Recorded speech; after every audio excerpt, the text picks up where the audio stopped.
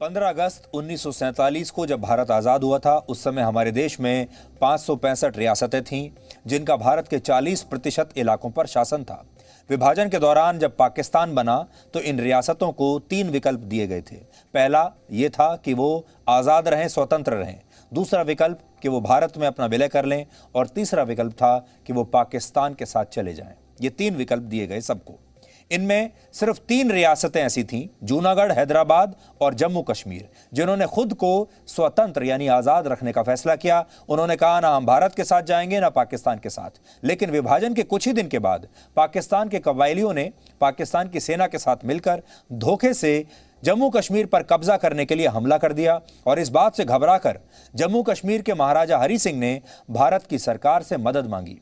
तब इसके लिए इंस्ट्रूमेंट ऑफ एक्सेशन समझौते पर हस्ताक्षर हुए, क्योंकि भारत सरकार ने कहा कि पहले आप जम्मू कश्मीर का विलय भारत में कीजिए, तभी हम अपनी सेना आपको बचाने के लिए वहां भेजेंगे। इस समझौते के तहत जम्मू कश्मीर की रक्षा, विदेश और संचार व्यवस्था पर कानूनी अधिकार भारत को मिल गया, लेकिन बाकी मामलों में जम्मू कश्मीर को विशेष अधिकार दे दिए गए, क्योंकि यहां हरि सिंह ने जैसे तब यह शर्त रखी गई कि जम्मू कश्मीर पर भारत का संविधान तब तक लागू नहीं होगा जब तक जम्मू कश्मीर में इसकी सहमति न हो। यानी हरि सिंह ने उस समय भी एक चाल चली और कहा कि वो पूरी तरह से भारत में विलय अब भी नहीं करेंगे, भारत की मदद तो ले लेंगे। और उन्होंने बहुत सारी चीजें जम्मू कश्मीर की अपने पास रख ली ताकि उनकी स्वायत्तता बनी रहे, उनकी आजादी बनी रहे। और महाराजा हरि सिंह ये चाहते थे कि भारत से मदद तो पूरी मिलती रहे, पैसा भी आता रहे, लेकिन मैं जम्मू कश्मीर में जो चाहूं वो कर सकूं, मुझे पूरी आज़ादी होनी चाहिए। ये चाल थी। हालांकि उस समय पंडित जवाहरलाल नेहरू ने इन शर्तों को नहीं माना होता तो शायद ये विशेष छूट जो हमने दी जम्मू कश्मीर को, ये मिलती ही नहीं, क्योंकि उस समय महाराजा हरि सिंह को भारतीय सेना की मदद की सख्त ज़रूरत थी। अगर हम अच्छी तरह से उनके साथ बार्गेन करते, बात करते, तो वो हमारी सारी शर्त मान लेते। 26 जनवरी 1950 को जब भारत का संविधान लागू हुआ तो इसमें अनुच्छेद 370 के तहत जम्मू कश्मीर को विशेष शक्तियां संवैधानिक रूप से भी दे दी गईं। हालांकि संविधान के निर्माता डॉक्टर भीमराव अंबेडकर और संविधान सभा के एक और सदस्य मौलाना हसरत मोहानी इसके खिलाफ थे। तो आज आपको जो बात नोट करनी है वो ये कि डॉक्टर BR अंबेडकर के नाम पर कितनी ही पार्टियां आ गई हों, उनके नाम पर कितने ही वोट मांगते हों अलग अलग नेता, लेकिन डॉक्टर अंबेडकर जम्मू कश्मीर को विशेष दर्जा देने के खिलाफ थे। ऐसा भी कहा जाता है कि जब डॉक्टर अंबेडकर ने यह अनुच्छेद लिखने से मना कर दिया तो नेहरू ने यह काम अपने एक और करीबी N गोपाल स्वामी अयंगर को सौंप दिया, जो भारत की पहली मंत्रिपरिषद में कैबिनेट मंत्री थे। इसलिए अनुच्छेद 370 को आजादी के बाद भारत की सबसे बड़ी भूल कहा जाता था, जिसे वर्ष 2019 में आज ही के दिन मोदी सरकार ने सुधारा। बाकी तो देश के लोगों ने उम्मीद ही छोड़ दी थी कि उनके जीते जी कभी ऐसा फैसला आएगा। इस फैसले के बाद जम्मू कश्मीर में क्या क्या बदल गया, आज आपको वो भी जानना चाहिए। पहले जम्मू कश्मीर के पास विशेष राज्य का दर्जा था, जो अब समाप्त हो चुका है। अब वो भी ऐसा ही राज्य है जैसे बाकी के और राज्य। पहले वहां लोगों के पास दोहरी नागरिकता थी, वो जम्मू कश्मीर के भी नागरिक थे और भारत के नागरिक भी थे।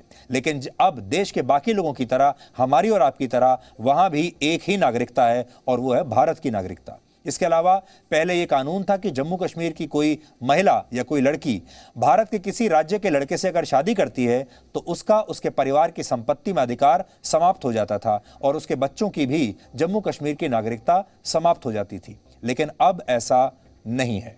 पाकिस्तान की नागरिकता वाली जो लोग थे उन्हें तब भी इसमें रियायत मिल जाती थी, और जो पाकिस्तान के जो लोग होते थे उन्हें यहां पर विशेष दर्जा मिलता था। पहले जम्मू कश्मीर का झंडा अलग था, लेकिन अब तिरंगा ही पूरे जम्मू कश्मीर में लहरा रहा है। पहले अनुच्छेद 356 लागू नहीं था, यानी वहां सरकार भंग होने पर राष्ट्रपति शासन नहीं लग सकता था, भारत के राष्ट्रपति का शासन। लेकिन अब अनुच्छेद 356 जम्मू कश्मीर में लागू है। जम्मू कश्मीर अनुच्छेद 360 के दायरे में भी पहले नहीं आता था, जिसके तहत राष्ट्रपति आर्थिक आपातकाल लागू करते हैं। लेकिन इस फैसले के बाद यह व्यवस्था वहां पर आ गई है। अलग विधान यानी कानून होने की वजह से अल्पसंख्यकों को भी वहां आरक्षण नहीं मिलता था, लेकिन अब वहां बाकी देश की तरह ही अल्पसंख्यक वर्ग को आरक्षण मिलता है। दूसरे राज्य के लोग जम्मू कश्मीर में पहले जमीन नहीं खरीद सकते थे, लेकिन अब यह कानून बदल चुका है। आप चाहें तो जम्मू कश्मीर में जमीन खरीदकर वहां रह सकते हैं, वहां अपना कोई काम शुरू कर सकते हैं। Right to information act RTI act RTI सूचना का अधिकार वहां पर नहीं था। लेकिन अब दूसरे राज्यों की तरह वहां पर भी लोगों के पास ये अधिकार है। पहले जम्मू कश्मीर में सरकार का कार्यकाल 6 साल का होता था, अब वहां 5 साल के बाद चुनाव कराने का प्रावधान है। यानी जम्मू कश्मीर की जो विधानसभा है उसका कार्यकाल 6 की बजाय 5 साल हो गया है। सबसे अहम, पहले लद्दाख जम्मू कश्मीर का हिस्सा था, अब लद्दाख को भी अलग से केंद्र शासित प्रदेश बना दिया गया है। कश्मीर पर हमारी स्पेशल सीरीज जारी है और आज हम आपके लिए एक स्पेशल रिपोर्ट लेकर आए हैं जो आपको कश्मीर के बदलते भाग्य के बारे में बताएगी। वो गांव जिन्होंने बिजली, पानी, बुनियादी सुविधाओं के लिए 70 साल तक इंतजार किया और तब भी नहीं मिला, अब उन्हें क्या क्या मिल रहा है, देखिए।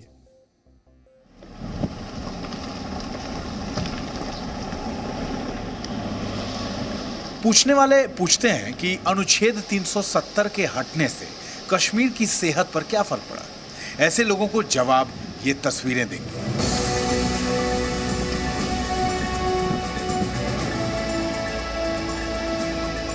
अनुच्छेद 370 के हटने से पिछले 2 साल में एलओसी के पास बने गांव में बिजली का उपहार और सड़कों की सौगात मिली है। एलसी के पास चौटाली गांव, और चौटाली गांव भारत की सीमा का इस सेक्टर का आखिरी गांव है। 2 बड़ी चीज़ें हुई हैं इस गांव में, पहला बिजली और दूसरा कम्युनिटी बंकर। और इन 2 चीज़ों के हो जाने के बाद, इन 2 चीज़ों की सुविधाएं यहाँ जब से हो गई, तब से यहाँ के लोग ये महसूस करते हैं और कहते भी हैं कि अब लगता है हम जम्मू कश्मीर से जुड़ गए हैं। क्योंकि अभी मुख्य धारा से जब तक नहीं जुड़े थे तो बिल्कुल मुख्य धारा से नहीं जुड़ने की वजह से कट के अलग थे, कोई सुविधाएं नहीं थी, कोई आता नहीं था। लेकिन अब लगता है जम्मू कश्मीर से जुड़ गया है ये हिस्सा।